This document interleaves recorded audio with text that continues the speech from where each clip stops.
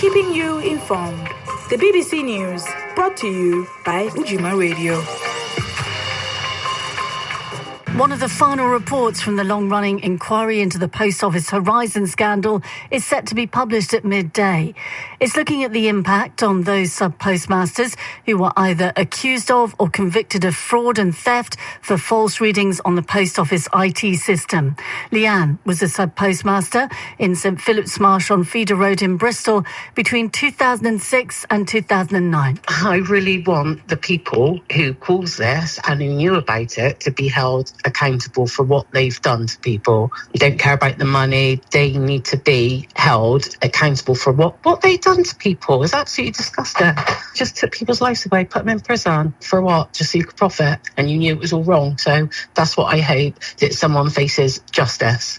To Texas now, where more than 100 people are now known to have died in flash flooding on Friday.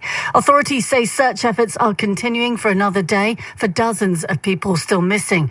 Rain has started again in the area.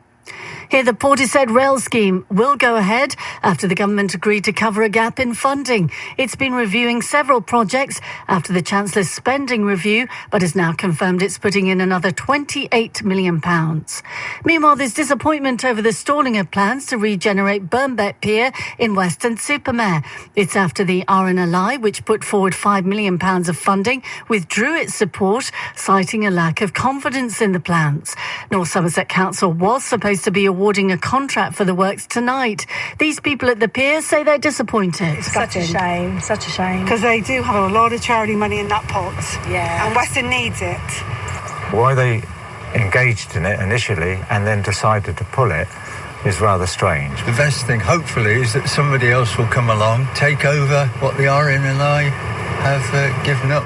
President Macron of France will arrive in the UK today for the first state visit by a French leader in 17 years. He'll be honoured with a state banquet at Windsor Castle and is expected to discuss action on small boat crossings at a summit with Sir Keir Starmer.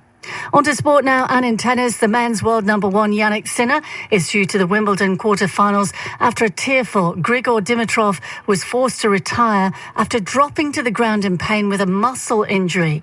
And Novak Djokovic is also through, and in the women's draw, Iga Swiatek made it through to the last 8. Today, Britain's Cam Norrie faces the test of his life against reigning men's champion Carlos Alcaraz. The BBC News, brought to you by Ujima Radio.